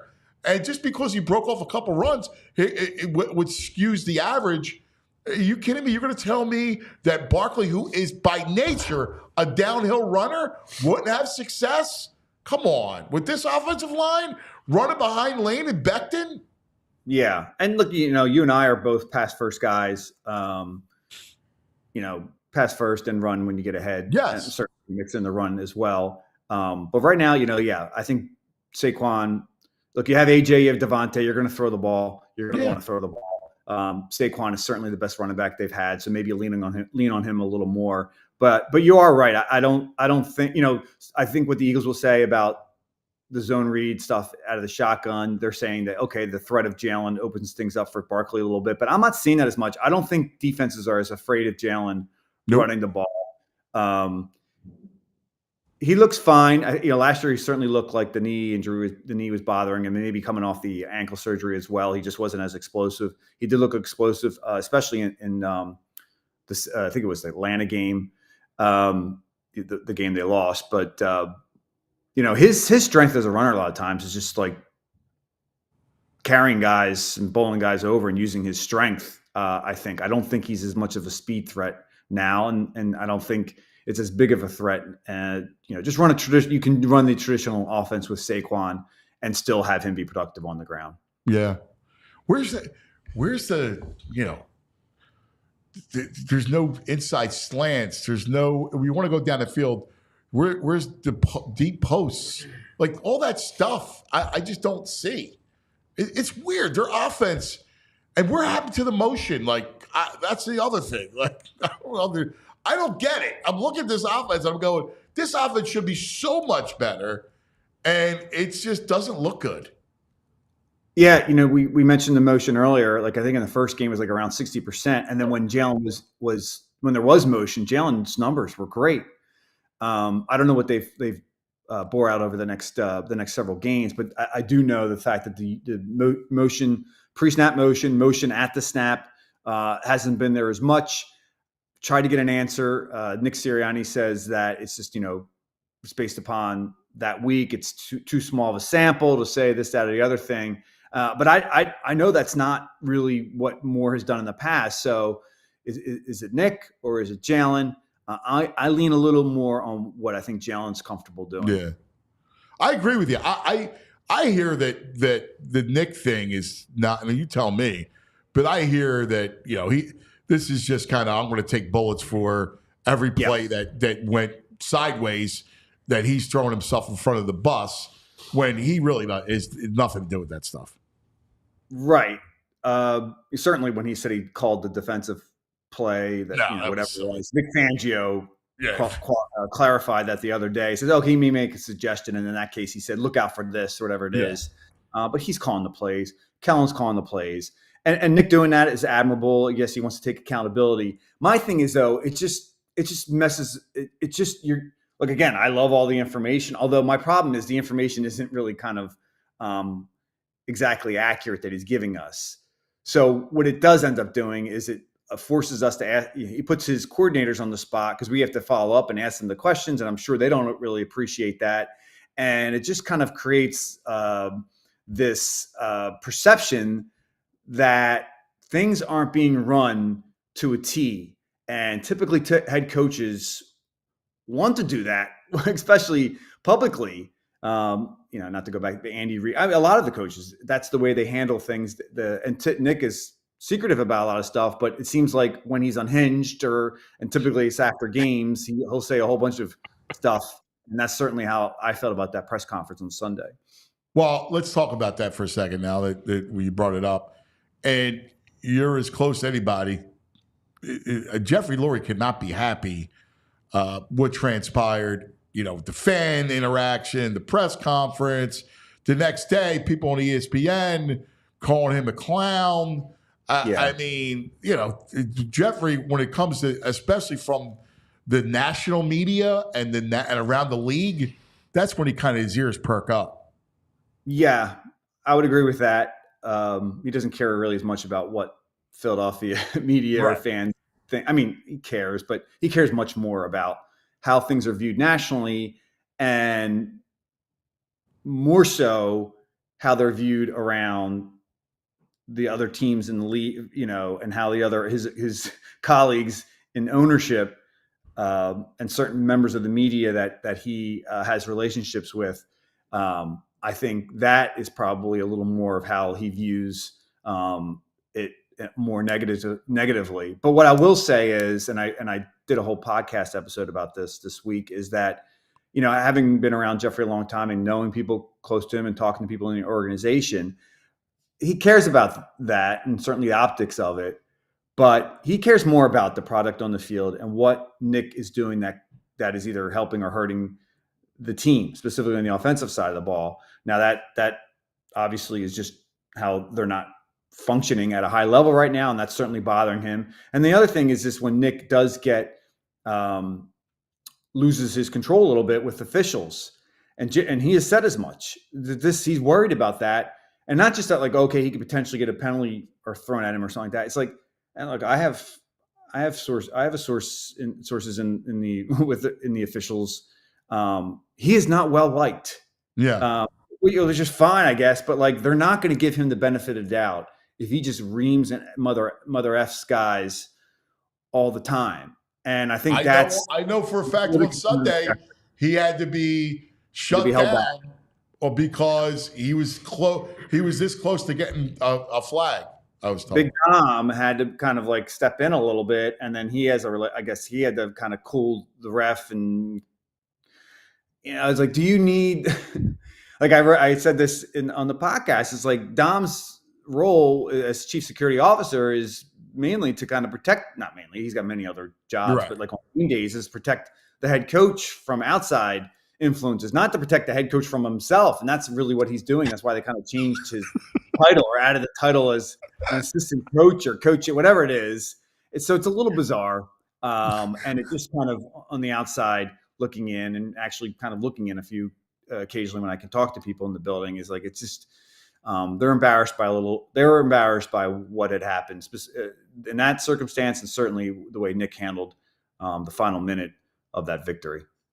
All right. Well, that all said, they're 3-2, right? So there's so much football left. It's completely. You could see them turn it around. I mean, certainly. Let's go defensively, because one thing, Kenyon Mitchell, and I love what I saw from Cooper DeJean. I think he got home runs with those picks. Yeah. Look. I'm going to turn on a little bit here. I mean, I know that they kept them out of the end zone, but I still feel like, they did their job. They had some nice moments, and putting Cooper in the slot, I think, was just inevitable. Avante wasn't playing. This is what they drafted this kid for. he stepped in there and they were able to kind of mix things up. They blitzed him a few times off the edge, two times that led to sacks. He did his job. He's going to face tougher tests. He's going to have his bumps in the road. So we'll see how that plays out with Cooper. Quignon has definitely been as advertised in terms of his coverage down the field. But long term, I still feel like the bigger issues are on the defensive side of the ball with Vic and his scheme and his play call. Believe me, don't misconstrue. I know. Yeah, I know you are. Leading with the positive of the kids, knowing that they're going to develop. Like, I look at those kids and I go, I'm set there. Those kids are with me for the next 10 years. The front is a problem.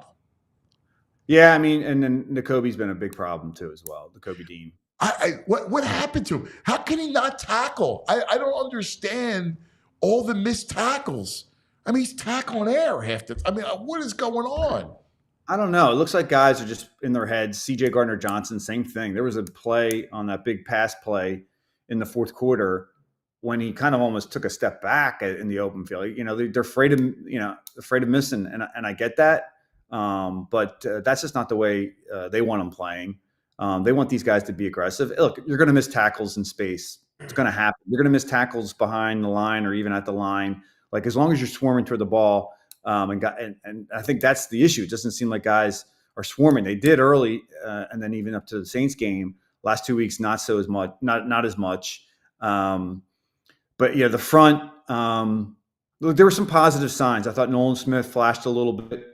Mora Jomo as well had some pressures. Yeah. Bryce Huff, when he's rushing from a 4-point stance, that's what he can do. I mean, he can get pressures. Is he going to be dominant against top tackles? Probably not. But get him in the ground, his hands in the ground, and allowing him to do more of what he can do. Now, it's tough to do that in run situations or possible run situations because that's Vic's scheme. They need him in a 2-point stance to potentially drop.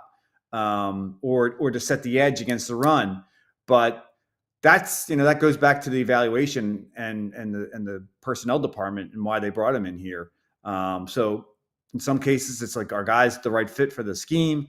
Is the talent there? And I think this is a fair point to make is that, as you mentioned, there's a lot of young guys on that side of the ball. It just may take time to get comfortable in Vic's scheme.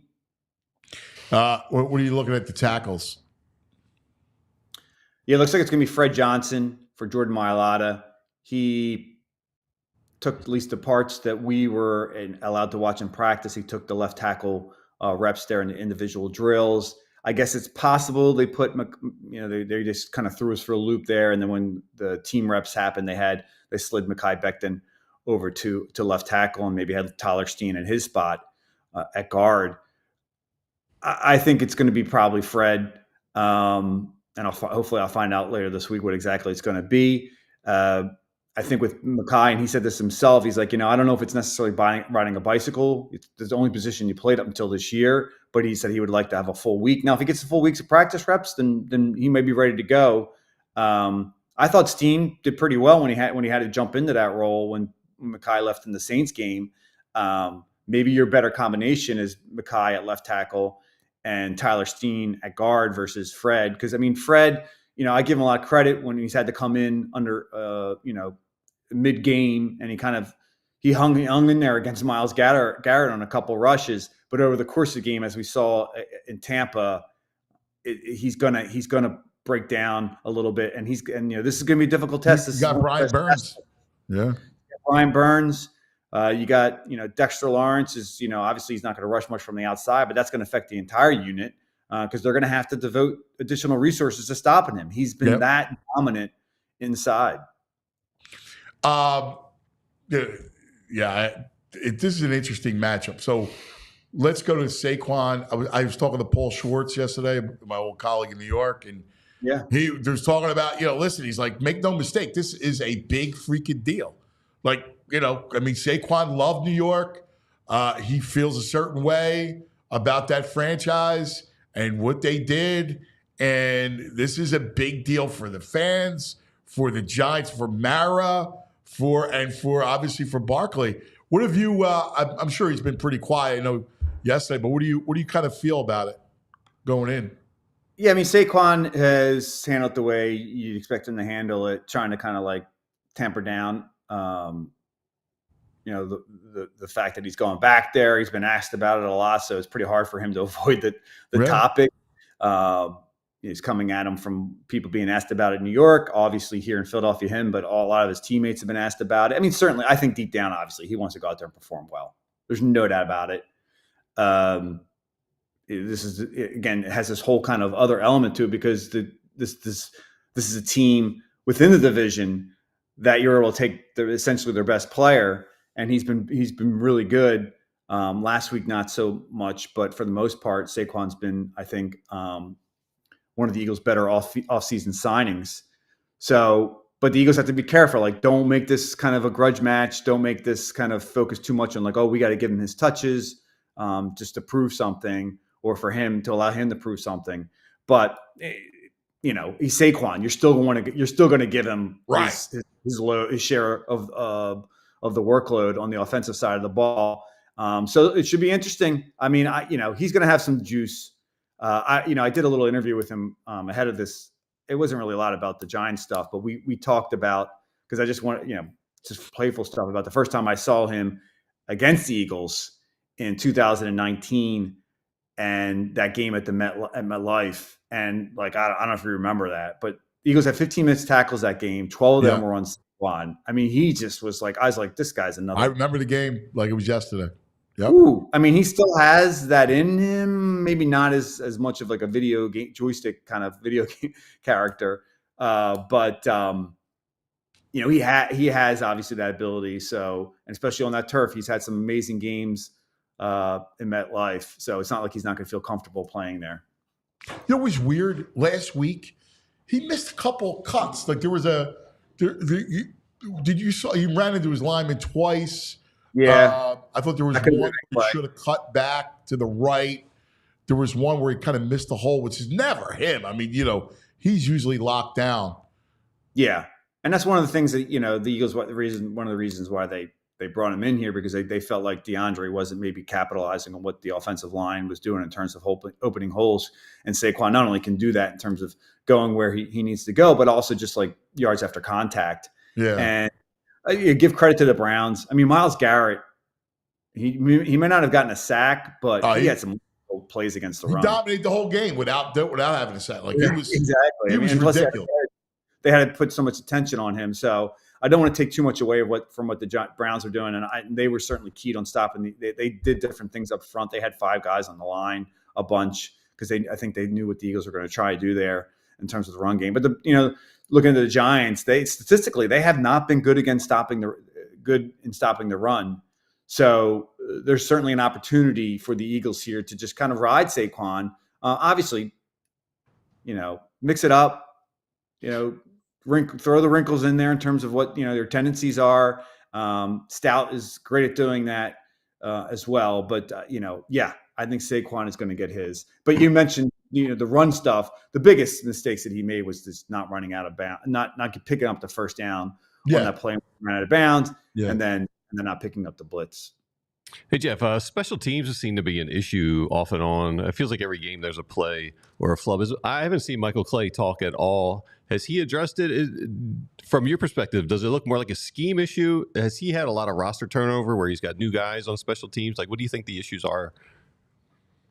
Yeah, we talked about Mike. We talked about this with Michael on Tuesday, and he's called he wasn't pretty honest about it. They've been catastrophic plays in the last 3 games. You had the block punt against the Saints. You had the Isaiah Rodgers running into Cooper DeJean muff punt, and then you had obviously the block kicked here. And I guess those are isolated incidents where certain players made mistakes. There was Nolan Smith.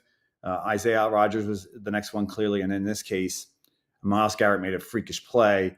Tyler Steen probably got a little too low, so maybe that falls on him a little bit.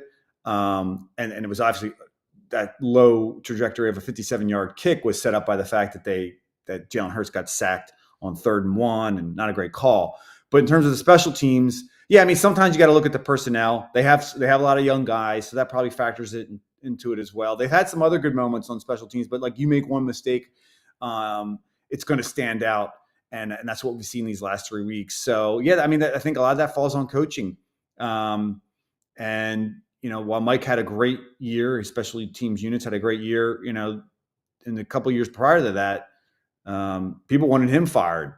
So we'll have to see here how it plays out, the larger kind of sample of plays. But certainly the Eagles are aware of this, that it's been a problem.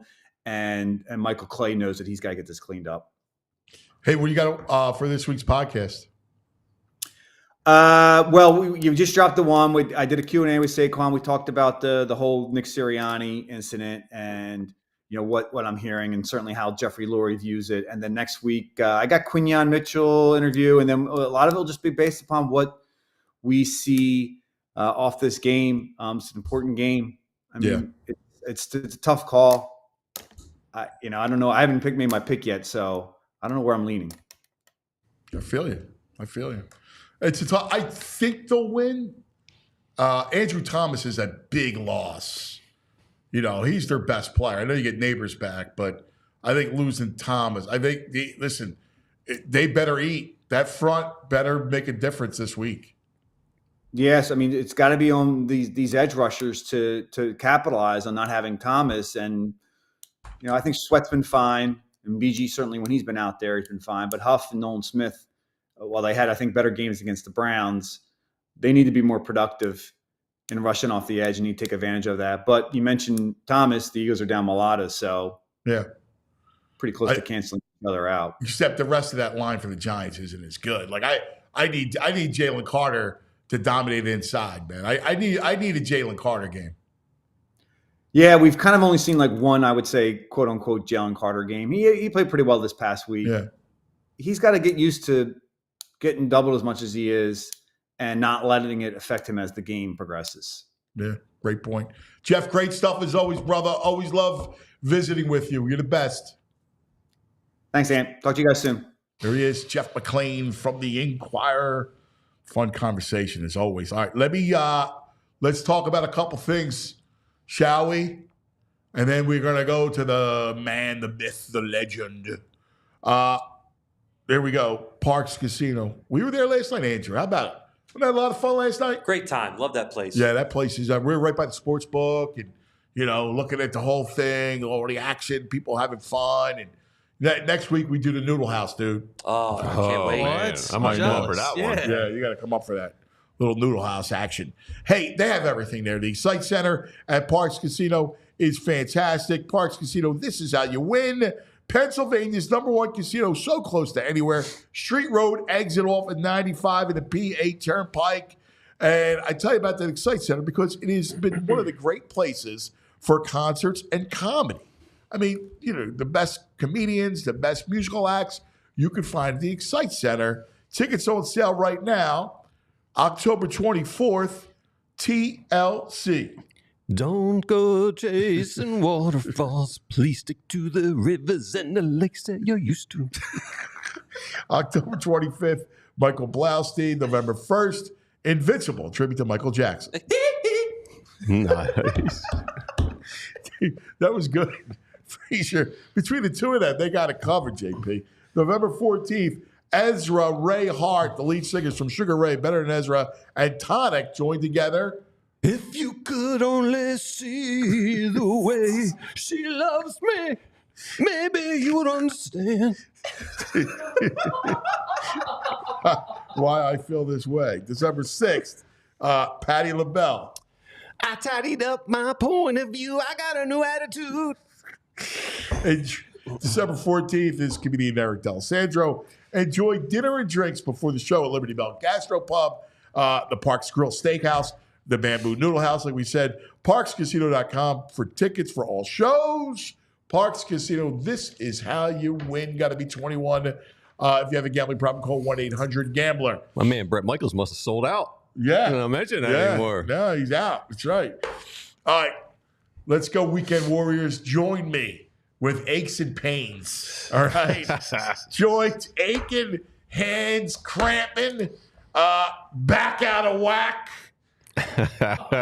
Rothman's got you. At Rothman's Orthopedics, practicing specialized care has been their passion for over 50 years. That's right. Their mission, high quality, compassionate, and affordable care rooted in research. Research leading to new treatments and better outcomes. Each Rothman doc is laser focused on their specialty. Hip, knee, spine, you name it. They have a team for each body part right in your backyard.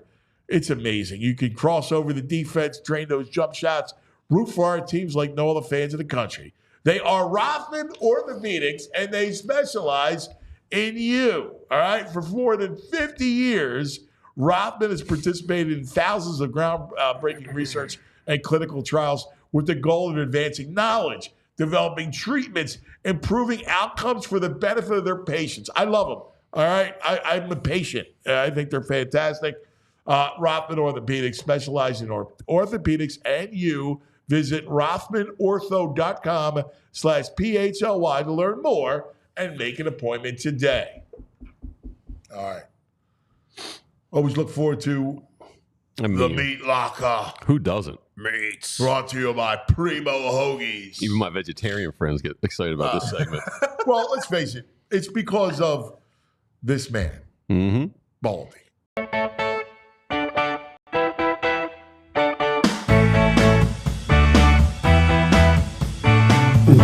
Baldi. Oh, let's talk some football. Baldi. Oh, he likes meats and football. Oh, Baldi.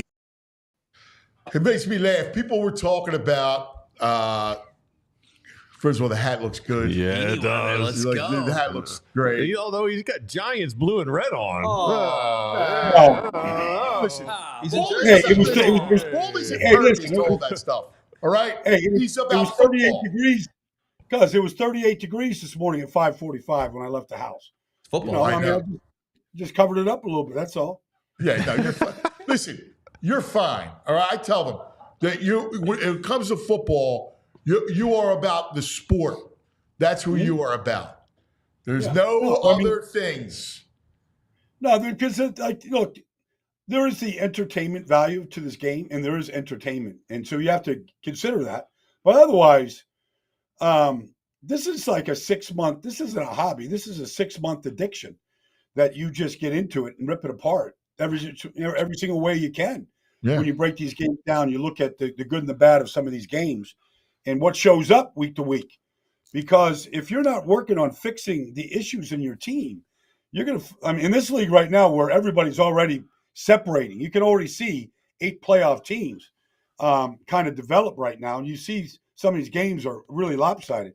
Like if you're not trying to fix it, then you're doing what Cleveland's doing. You're just giving your assets away right now. Yeah, it was funny. I was looking at the division. I'm looking at Washington, looking at the Commanders' schedule. And look, man, they have an inside track to this division title. I mean, they have a lot of home games left. Carolina, Bears, Giants, Steelers, until you play the Eagles on November 14th. Then Dallas, Titans, Saints, Eagles again on the 22nd of December, Falcons, and Dallas. There's some winnable games on that schedule. Well, there are. Their defense is not strong, that's their weakness. They can score points. The quarterback is sensational, and he's going to see Caleb Williams next week in Washington. They've already flexed the game to put him in a national window so everybody can watch it. So they're getting early hype, which is good. We need young quarterbacks to create that buzz, and they're delivering. But, defensively, Lamar Jackson did whatever he wanted to do to him last week. And other teams have too. Tampa did that to him. So, that's the weakness, their Achilles heel early in the season. I don't think they have the talent or the bodies to get much better than that.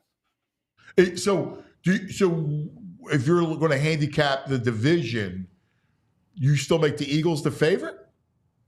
I still make the Eagles the favorite, but there's some things about this team that are just hard to wrap your arms around. Like, how is it that you could play 6 games and not score a point in the first quarter? Like, how are you not ready to play and ready to execute when basically, because you're starting every drive at the 30. If you go literally 35 yards, you're kicking a field goal. Like it's almost like it's arena football right now when you're starting at the 30. Like 2 first downs, you're in field goal range. They've gone 6 games and haven't scored a point. Now, I don't care what you say. That's problematic. Like there's an issue there. Now you can say, okay, no Devontae, no AJ for a while. That's true. But like everybody's handicapped right now. And injuries, the Chiefs go get Kareem Hunt off the street and he runs for 100 plus. Like, so there's really no excuses, honestly, for that stat to keep showing up. And here's the thing that I don't understand. And you examine the tape like you want to talk about like a surgeon analyzing an MRI. You're in on every detail. What is the aversion to the middle of the field?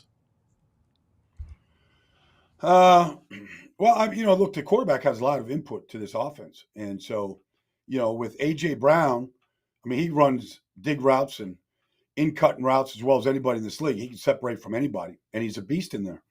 But, they feel a lot more comfortable throwing outside the numbers. It's a little bit different. They don't really have a slot receiver. They've been trying to find it. Usually that's an area of the field that the slot receiver. I'm just watching Joe Flacco throw to Josh Downs last week. I mean, you look at slot receivers, they live in the middle of the field. They really, you can say Dotson's just a guy. He's not. So, I mean, it's just, they don't really have that guy. Now Goddard's out. So, a guy that can work the middle of the field from just a position standpoint, tight end, slot receiver, they're down right now in that area. Yeah, but they over the last year and change, they haven't used Goddard in the middle of the field. They don't use him down the seams. Like, I just don't understand it. Yeah. Look, the offense has struggled in large parts when they're not running the football. And so I just don't know if they've really had a chance to really develop what this offense is supposed to look like, because they've been shorthanded so much from week 1 against Green Bay with no AJ, for the next 4 games, and then Devontae so like they've just been shorthanded. I'm not making excuses for them. Maybe the quarterback doesn't see the field well enough to throw it in the middle of the field. Right. Yeah. I mean, it's interesting because you look at some of these offenses. I'll tell you one thing. The game, I love where the game is, right? I love how it changes. And I love watching, like, the Lions on Sunday was awesome. Like, all the stuff that they put on tape, right? Like, if I'm a defensive coordinator with them on my schedule, I'm like, oh, my God, I got to deal. All the different looks that they showed, those weapons. I mean, and then you look at San Francisco and what they got, right? And how they do it.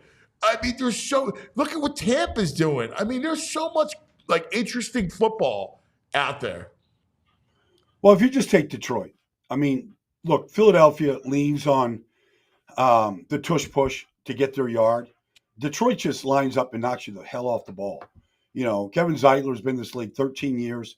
Everywhere he's the right guard. He plays next to Penei Sewell. I mean, they just move bodies. They don't fool you. They don't trick you in short yards, goal line. They just do it the old-fashioned way. They just, like, dig you out, uproot you, and move you. I mean, it's beautiful to watch. Now, when you have that up front, and then you have the creative element that Ben Johnson is, and then you have just the raw speed that Jameson Williams possesses and everything else that they can do. I mean, they can put a big – now, they have a good test against Minnesota this week in Minnesota, and Brian Flores is doing a phenomenal job. But literally the way that they run the ball can break down any defensive coordinator in this league. I don't care, Bud Carson, don't give me Bill Belichick. When you can run the ball the way they can run it with those two backs, it really nullifies just about anything that you want to do. Dude, this weekend, you see the matchups this weekend?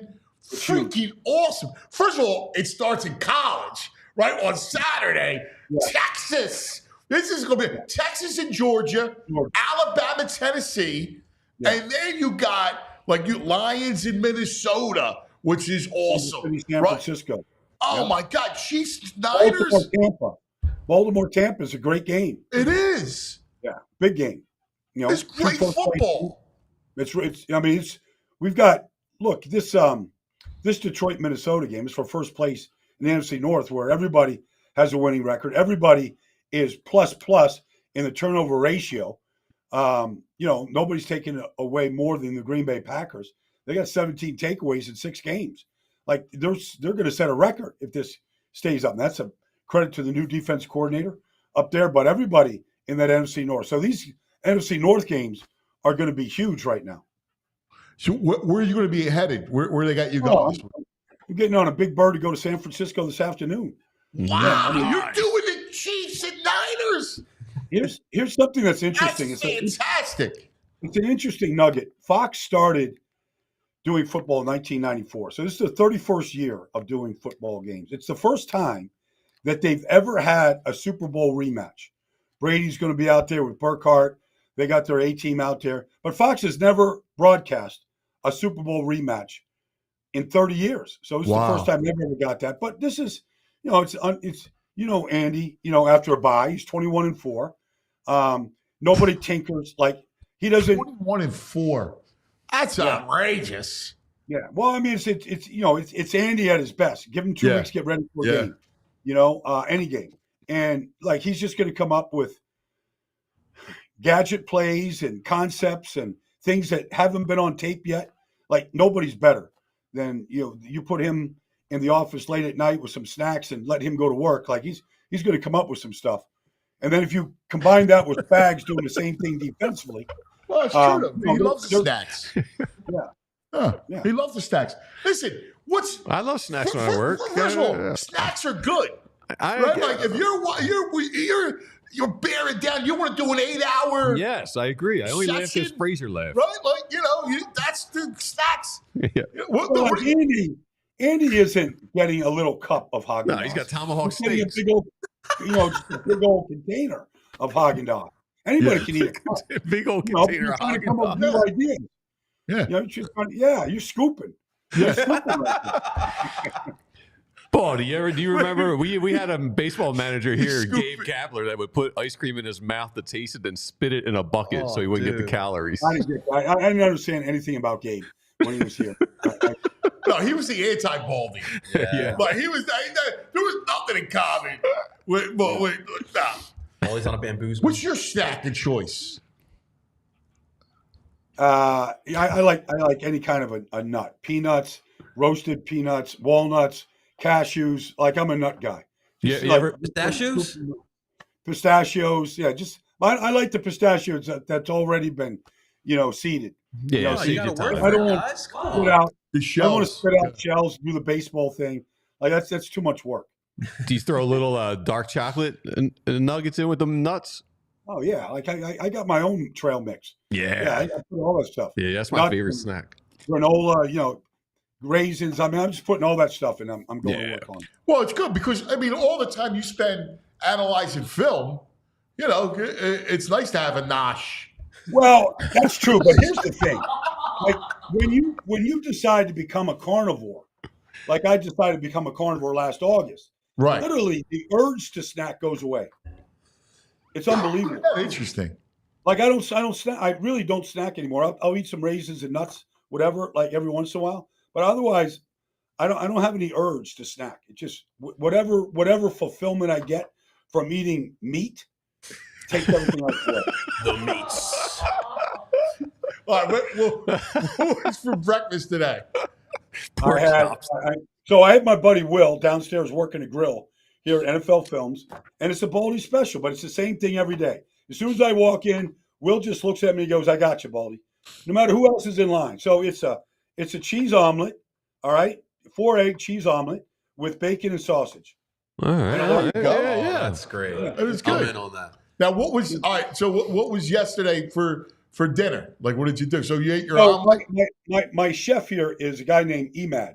He's from Egypt. Okay, like, he's an Egyptian prince when it comes to food. So yesterday he cooked these steak tips, right? And I just filled up a big carton of them, and I just ate it like half for lunch and then half for dinner. So I probably ate like 2.5 pounds of like the best meat in the world. That sounds amazing. That sounds delicious, man. So in on that, Baldi. That sounds delicious. 2.5 pounds. We got to do the thing each week. We'll start next week, but we got to give the Tomahawks, right? Like the Baldi Tomahawks, right? Like, it's funny because I think about Madden and Thanksgiving and the turkey legs. Yeah. Like it was like that to me is so football. Like I love it, right? Yeah. We got to do the same thing with you with tomahawks, and you're like throwing the steak. Boom! Let's give a tomahawk to that man. But the great thing about a tomahawk, and this is like, when you go to like meat eating countries like Brazil and Argentina, it's there is no vegetarians that live in those countries. They were kicked out a long time ago. But the great thing about a tomahawk is the sign of respect in a real meat eating country is to pick the bone up and chew on the bone. And the tomahawk is just got a natural handle. Yes. So you cut the steak because you're trying to be somewhat civil. But as soon as you get to the bone, then you got to pick up the bone. You got to chew on the bone. Yeah. And so there's a lot left on the bone. Yeah. And so, that's the great thing about a tomahawk is you get every piece of meat. If you're actually trying, you can't leave that meat on the bone, and it's impossible to cut it with a knife. You got to gnaw on it. No, I mean and that's the most flavorful meat is the meat that's attached to the bone. So these are details. We talk about football about detailing your business. You got to detail your meat too. Yes. And so a tomahawk, it's a natural bone just to chew on until there's nothing left on the bone. All right, give us a scouting report on the Giants, and especially no Andrew Thomas. That should be a big advantage for the Eagles. The quarterback was awful last week, absolutely awful. Like they defended Cincinnati better than any team this year, and that's Joe Burrow was putting up 35 a game the last 3 weeks. They had Joe Burrow. I mean, he ran for a 48-yard touchdown. That's the only way they found the end zone. Like they shut that team down. Brian Burns played his best game. Azeez Ojulari, Dexter Lawrence, they were dominant up front. I mean, they just destroyed Cincinnati. They're very good defense. 2 weeks in a row now. They shut down Seattle the week before in Seattle. They shut Cincinnati down. So they're good defensively, whether Kayvon Thibodeau plays or doesn't play. I think he has some surgery on his hand. He might be out there. Giants offensively, the line actually was playing really well. The quarterback stunk last week. I mean, and I don't say that loosely. He was terrible. Yeah. They would have won the game if he was halfway decent. They couldn't convert a 4th and 1. The Wandale's wide open. He makes the wrong read. Like you can't draw the stuff up any better than Dable did for him, and he couldn't make the throw, couldn't make the read. So, maybe Malik Neighbors comes back, helps him out. Like he was as good a receiver as I saw in football up until his concussion. So maybe they get him back. This rookie, Tyrone Tracy Jr. out of Purdue. He was a wide receiver 2 years ago. They converted him to running back at Purdue his last year. He's a really good back. Really good back. Like he breaks tackle. He runs the right way. Like the quarterback, if he plays halfway decent and the defense continues to play like they are, like Dexter Lawrence against Cam Jurgens is going to be a mismatch. Forget about the 7 sacks that Dexter has already. Like he's just been a dominant player and playing great. And anybody that's a fan of Jordan Davis, they should watch Dexter Lawrence play because that's what they want Jordan Davis to be. So that's the Giants right now. They're a little conservative. They're not very creative. They can't really afford to be. And now without Andrew Thomas, they're going to put this Josh Ezadu out there at left tackle. He's played there before, but he's not fair. I mean, if you're Josh Sweat out there, you should win your share of battles out there. All right. The big news this week in the league: the receivers on the move. So Rodgers gets Devontae Adams, and the Bills get Amari Cooper. Well, I feel like Amari is a great fit. First of all, he can't be happier. You get out of Cleveland and you go to Buffalo, and you're with Josh, and they need a receiver. They need a number one. And the line is great. It gives Josh time. The Buffalo Bills offensive line. There's Detroit, Philadelphia, maybe not without Mulata. I mean, there's some teams out there that have good offensive line, but Buffalo's right there. They showed it against the Jets. So he's going to fit in. Now, how quickly they can assimilate, we'll see. Everybody in New York feels like all the Jets are Devontae Adams away. All right. He still has to learn a new offense. They're still heavily penalized. The 2 tackles look old and played poorly the other night. The defense has fallen apart pretty quickly. They're not very good up front. Not what they were with, last year with the guys that they had, Jermaine Johnson and Bryce Huff, and so look, maybe they find that play at the end of the game that they need to win these games from Devontae. But it's been 3 years since Aaron and Devontae played. I don't know how quickly the chemistry is going to return between those two. That's interesting. I'm with you on the Bills. And by the way, that Ray Davis, the kid from Kentucky, he ran the ball well. He looked good. He ran it great, but that catch for 42 yards over the middle of the field, I mean, you would expect that from an elite wide receiver. I mean, I couldn't believe how he caught that ball and how acrobatic he was in the air, 40 yards. You just don't see that from running backs. No. I mean, that was a huge play in the game. Huge play. No, it's funny. I look at that team and I'm like, wow. Like, they're positioned in a really good way. And look, Kansas City, they're just so well coached. I don't know. I mean, I don't know how they're going to do it, man. You still need another weapon. Well, I mean, they'll look, maybe they go pick up Marquez Valdez-Scantling. He just got released in Buffalo. He fit in Kansas City. It made some plays for him. Maybe they get him to return. They just brought, Juju and Kareem Hunt back, and they still look just fine. But, the trade deadline's a couple of weeks. They'll see. They'll do their homework to see if somebody shakes out. You just do what Buffalo did. Raid bad teams of good players. That's always been a good formula in this business. Yeah. All right. Last thing, as you go to San Fran, what will Baldi be doing tomorrow night on a Friday night? I got a show to do. I might get together with some of these guys. I'm doing some radio with Nahagian, this guy Bonte and Joe. Bonte and Joe. So I might get together with some of these guys out there tomorrow night because I'm doing a radio show at 6 a.m. in San Francisco tomorrow. So I might get together with all those guys tomorrow from the station. Well, give our old buddy Matt a hug for me. Yeah. Well, sure. Baldi, you ever check out Vesuvio? It's one of my favorite bars in the world in San Fran. It's got a big literary history to it. Well, I will check that out then. I'll go find that place, Vesuvio. It's like Kerouac, Ginsberg. They all used to hang out there. There's an amazing bookstore right across the street called City Lights Books. It's like the perfect corner. Books and beer. I'm a big Jack Kerouac fan. I mean, I might go over there. Pictures of him on the wall sitting there. Yeah, you'll dig it. Vesuvio. All right. Good. I'll take this suggestion. Yeah. Baldi, the chat wants to know real quick. I think I know where you're going to go with this, but how do you like your steak cooked? Medium rare. Yeah, I like it bloody. Yeah. I knew. Uncle Frank said, just have to simply outside. Yeah. A lot of salt. I have a lot of salt in my steak. Yeah, it brings out the flavor. Salt brings out the flavor. Uncle Frank says, if Baldi were an animal, he would definitely be king of the jungle, a lion. Yes, of course.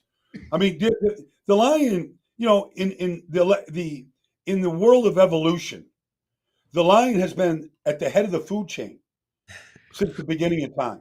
Yeah. Nothing replaces the lion. Love it. All right, listen, safe journey. We love you, brother. Thanks, cuz. Talk to you next week. Enjoy this game this week, man. I'll see you all next week. See you, buddy. There he is, Baldi, king of the jungle. That's the best. Right Aid, back in the day moment. That's right, cuz. Today, we're going to go back to 2010. This game was very interesting. We're going back. We're going back. We're going back in the day with Rite Aid. Yeah!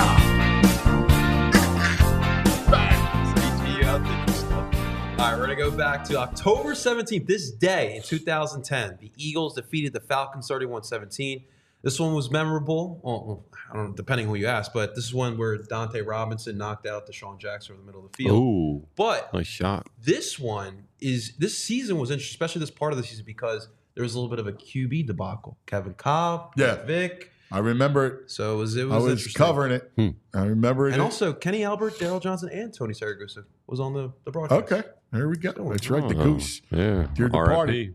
All right, everybody, that's going to do for us. Frazier produced. Nice work, Frazier. Nice work, Frazier. As always. Little Joey Barone. Yeah, Joey. Doing a great job. All right, everybody, we love you guys. Have a great day. We'll see you in the morning. We all silly like the mayor.